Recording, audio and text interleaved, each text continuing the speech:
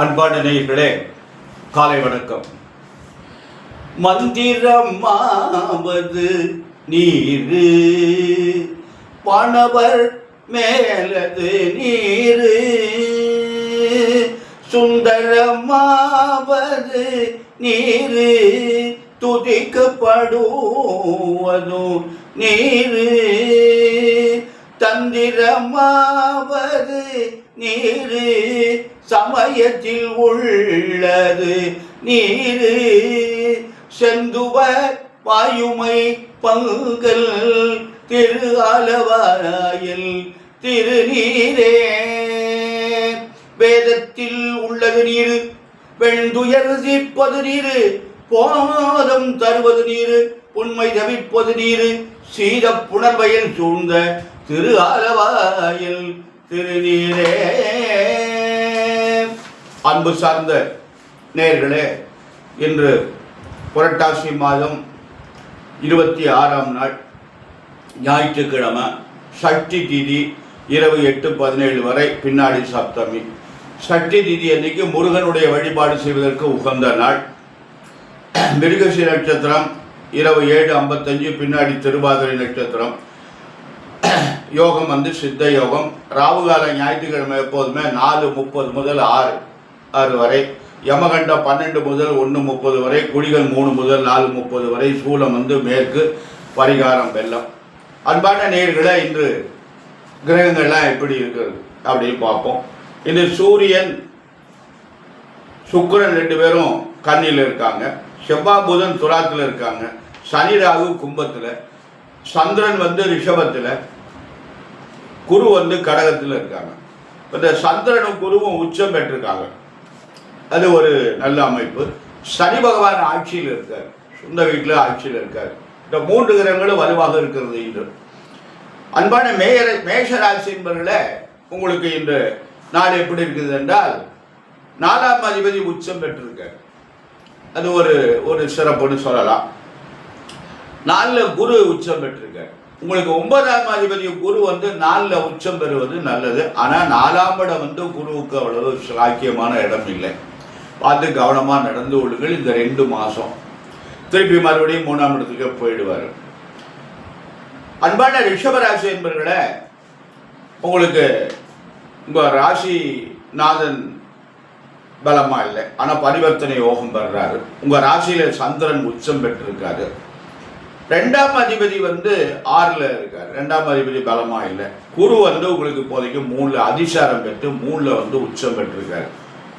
உங்களுக்கு குரு உச்சம் பெறுவது சிலாக்கியம் இல்லை. ஏன்னா குரு யாருன்னா 8ஆம் அதிபதி உச்சம் பெறக்கூடாது.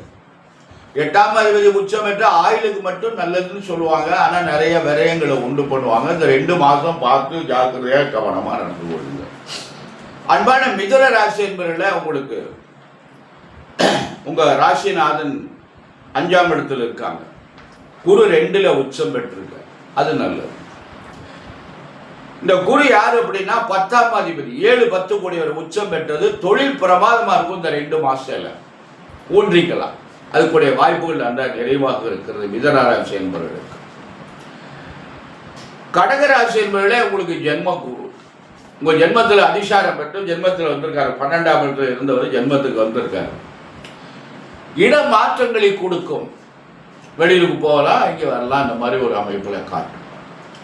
அன்பான சிம்மராசி என்பவர்களே, உங்களுக்கு குரு பகவான் 12ஆம் இடத்துல வந்திருக்கார். 12ஆம் இடம் என்பது விரயஸ்தானம். நல்ல விரயங்களாக நடைபெறும், சுப விரயங்களாக பண்ணுவோம். இடம் வாங்குதல், வீடு கட்டுதல், கல்யாணம் பண்ணுதல் பார்த்து கவனமாக நடந்து கொள்ளுங்கள். கன்னிராசி என்பவர்களே, உங்களுக்கு குரு பகவான் 11ஆம் இடத்துக்கு வந்துட்டார். 10ஆம் இடத்துல இருந்தவர் 11ஆம் இடமான லாபஸ்தானத்துக்கு வந்துட்டார். அருமையான அமைப்பு. அதனால கவனமாக நடந்து கொள்ளுங்கள். 2 மாசத்துக்கு அருமையா இருக்கார். கார்த்திகை 30 வரையும் நல்ல அமைப்பு. அன்பான துளாராசி என்பவர்களே, உங்களுக்கு குரு பகவான் 8ஆம் இடத்துக்கு வந்திருக்கார். 9ஆம் இடத்துல இருந்தவர் 10ஆம் இடத்துக்கு வந்துட்டார். 10ஆம் இடம் கெட்ட பேர் ஏற்படுத்தும். பார்த்து ஜாக்கிரதையாக நடந்து கொள்ளுங்கள். அன்பான துளாராசி என்பவர்களே, டென்ஷன் ஆகாம கவனமாக நடந்து கொள்ளுங்கள், நல்லது. அன்பான விருச்சிக ராசி என்பவர்களே, உங்களுக்கு அருமையான நாள். உங்களுக்கு விருச்சிக ராசி என்பவர்களுக்கு 9ஆம் அதிபதி உச்சம், 2ஆம் அதிபதி 2-5 கூடிய குரு உச்சம், இதெல்லாம் உங்களுக்கு ஒரு நல்ல அமைப்பு, நல்ல நேரம். இது 2 மாதத்துக்கு நல்ல அருமையான நேரம்.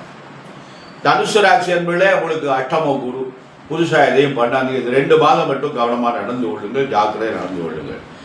மகர ராசி என்பதிலே உங்களுக்கு அருமையான நாள். குரு 7ஆம் இடத்துல வந்து உச்சம் பெற்றிருக்காரு, 7ஆம் அதிபதி உச்சம் பெற்றிருக்காரு. இதெல்லாம் ஒரு பெரிய அமைப்பு, ஒரு நல்ல வாழ்க்கை அமையும் இந்த 2 மாசத்துக்குள்ள. அதுக்குரிய வாய்ப்புகள் நன்றாக இருக்கிறது, அருமையான நாள். பெரிய 7.5 சனி இருக்கிறது, இருந்தாலும் நல்ல நாள். அன்பான கும்பராசி என்பதில் உங்களுக்கு குரு பகவான் 6ஆம் இடத்துக்கு வந்துட்டார். 5லேருந்து 6ஆம் இடத்துக்கு வந்து உடல்நிலையில் கவனமாக இருக்கும். அந்த 2 மாசத்துல ஆரோக்கியத்தில் ரொம்ப கவனமாக இருக்கும், அலட்சியமாக இருக்காருங்க. 7.5 சனி வேற இருக்கிறது. மீனராசி என்பதில் உங்களுக்கு குரு பகவான் 5ஆம் இடத்துக்கு வந்திருக்காரு. நல்லது நடக்கும், நல்ல காரியம்லாம் நடைபெறும். இந்த 2 மாசத்துல உங்களுக்கு தேவையான காரியங்களை பூரா பூர்த்தி பண்ணிடுவீங்க. அடிப்படை வசதிகள் பூர்த்தி ஆகும், அதுக்குரிய வாய்ப்புகள் பிரமாதமாக இருக்கிறது இந்த 2 மாசத்துக்கு. அன்பான மீனராசி, கும்பராசி, மகராசி என்பவர்களை 7.5 சனி பகவானுடைய காலம் இருக்கிறது. பார்த்து கவனமாக, நிதானமாக, பொறுமையாக எந்த காரியத்தையும் நகட்டுங்கள், நல்லதே நடக்கும். சனி பகவானுடைய வழிபாடு செய்யுங்கள், நன்மையாகவே முடியும். அன்பான நேயர்களே, சனிக்கிழமை தோறும் விரதமாக இருந்து சனி பகவானுக்கு எள்ளு தீபம் ஏற்றி அர்ச்சனை பண்ணுங்க, காக்கைக்கு எள்ளு சாதம் வைங்க, கோளறு திருப்பதிகம் பாராயணம் செய்யுங்கள். இறைவனுடைய வழிபாடு தான் நமக்கு நன்மையை செய்யும், வேற எந்த இதுவும் நமக்கு நன்மையை செய்யாது. அன்போடு செய்யுங்கள், பக்தியோடு செய்யுங்கள், நல்லதே நடக்கும். அன்பான நேயர்களே, நம்ம இப்போ ஒவ்வொரு நாளும் ஒரு கட்டத்தை பற்றி பார்த்துட்டு இருந்தோம். இப்போ முக்கியமான ஒரு கட்டம், 6ஆம் இடம்னு ஒரு இடம் இருக்கு லக்கணத்துக்கு. 6ஆம் இடம் இது ரொம்ப ரொம்ப முக்கியமான இடம். ஒரு மனிதன் இந்த பொருத்தை பார்க்குற போது நான் சொல்லுவேன், ஆரோக்கியம் எப்படி இருக்குன்னு பார்க்கணும் அப்படின்னு சொல்லுவேன். ஆரோக்கியம்னா உடல் நோய் நொடி இல்லாமல் இருக்கணும். 2 பேருக்கும், ஒரு ஆணும் பெண்ணுக்கு பெருத்த நோய்கள்லாம் இருக்கக்கூடாது. அந்த ஆரோக்கியம் கிடக்கூடிய இடம் இந்த 6ஆம் இடம். ரணம் சத்ரு என்று பெயர். ரணம்னா நோய், சத்ரு என்றால் பகைவர். நோயையும் எதிர்ப்பையும் கொடுக்கக்கூடிய இடம் இந்த 6ஆம் இடம்.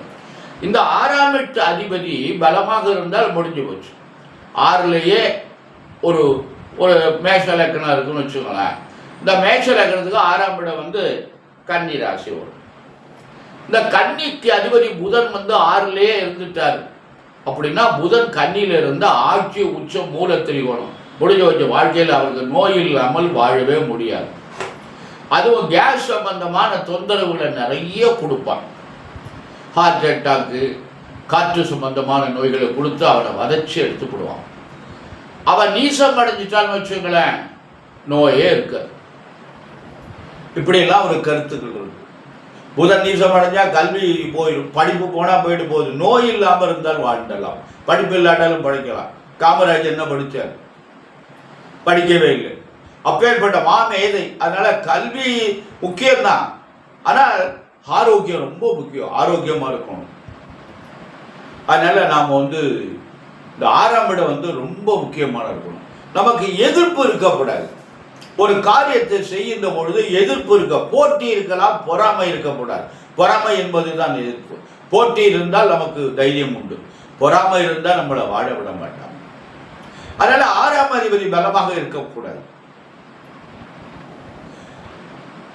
இப்போ ஒரு கருத்தை சொல்லிடுறேன். என்னுடைய ஜாதகத்தில் ரிஷப லக்னத்துக்கு 6ஆம் அதிபதி சுக்கிரன் உச்சம் பெற்றிருக்காரு. அதுதான் எனக்கு சிரமம். நான் இந்த தொழிலில் வந்து போட்டி எதிர்ப்போடு தான். எனக்கு எதிர்ப்பு இல்லாமல் நான் எந்த காரியத்தையும் செய்ததே கிடையாது. எனக்கு விவரம் தெரிஞ்ச நாளில் இருந்து இன்று வரை எதிர்நீச்சல் போட்டு தான் காரியத்தை பண்ணிட்டு இருக்கேன். போட்டி இருக்கு, பொறாமை இருக்கு. எல்லாருமே, அனைத்து மக்களும் என் மேல போட்டியோடு தான் இருப்பாங்க. அதனால ஆனால் இறைவன் அனுக்கிரகம் இருந்தால் அதெல்லாம் தூளாயிடும். அதுபோன்று இந்த 6ஆம் அதிபதி உச்சம் பெறக்கூடாது. லக்னாதிபதி உச்சம் பெற்றால் ஆயுள் பலம், 6ஆம் அதிபதி உச்சம் பெற்றால் நோயினுடைய தாக்கம் அதிகமாக இருக்கும். அது இறைவனுடைய அனுக்கிரகம். அதனால அன்பான நேயர்களே, நமக்கு 6ஆம் அதிபதி ஜாதகத்தில் பலமாக இருக்கக்கூடாது. அதே மாதிரி 6ஆம் அதிபதி முக்கியமான கிரகமாக இருந்தாலும் நீசம் அடைஞ்சிடக்கூடாது. ஏன்னா 6ஆம் அதிபதி புதன் வரும்னு வச்சுங்களேன், புதன் நீசம் அடைஞ்சா கல்வி கெட்டு போயிடும். ஓரளவையும் படிக்கணும் அப்படின்னு ஒரு அமைப்பு இருக்கு. அன்பான நேயர்களே, நம்ம ஜாதகத்தில் கிரகங்களாக எப்படி இருக்கிறது என்று ஆய்வு செய்து அந்த கிரகங்களுக்கு தக்கபடி நம்ம வழிபாடுகள் செய்து வந்தவையானால் நமக்கு ஆரோக்கியம் கெடாது, சுகம் கெடாது, நல்ல வாழ்க்கை அமையும். ஒவ்வொரு கட்டத்தையும் நம்ம ஆராய்ச்சி பண்ணி நம்ம ஜாதகங்களை பலன் சொல்ல வேண்டும். அப்படியே சும்மா போன உடனே குறி சொல்கிற மாதிரி சொல்கிறாங்க. அது உடனே போன உடனே வாங்க இதுக்காக தான் வந்திருக்கேன்னு சொல்கிறாங்க. அதெல்லாம் ஜாதகத்தில் சொல்ல முடியாது. பொருத்தம் பார்க்கறதுக்காக வந்திருக்கீங்களா, உங்கள் பையனை வெளிநாட்டுக்கு அனுப்புறதுக்காக வந்தீங்களா, அதெல்லாம் ஜாதகத்தில் கணக்கில் வராது. ஜாதக பலன் பார்த்து எல்லா தசாபுத்தியெல்லாம் கண்டுபிடிச்சி அதுக்கப்புறம் தான் நமக்கு எதுக்காக நம்ம பார்க்குறோம் அப்படிங்கிறது வரும். எடுத்த உடனே வந்த உடனே வருதுன்னா அது வேறு விதமான தொழில். இதைத்தான் இப்போ மக்கள் விரும்புகிறாங்க. அதனால் அப்படியெல்லாம் ஜாதகம் பார்க்குறது பலிக்காது. அதெல்லாம் 3.25 அடி இருக்கும். அன்பான நேயர்களே, ஒரு நல்ல ஜோதிடரை அணுகி உங்கள் ஜாதகங்களை பார்த்து நல்ல பலனை அடைய வேண்டுமாய் எல்லாம் வல்ல எம்பெருமான் சர்வேஸ்வரனையும் வள்ளல் பெருமான் வள்ளியில் மணாளன் முருகனையும் முருகப்பெருமானையும் அன்னை பராசக்தி என் அன்னை முத்துமகாமாரியையும் பிரார்த்தனை செய்து நிறைவு செய்கிறேன். நன்றி, வணக்கம்.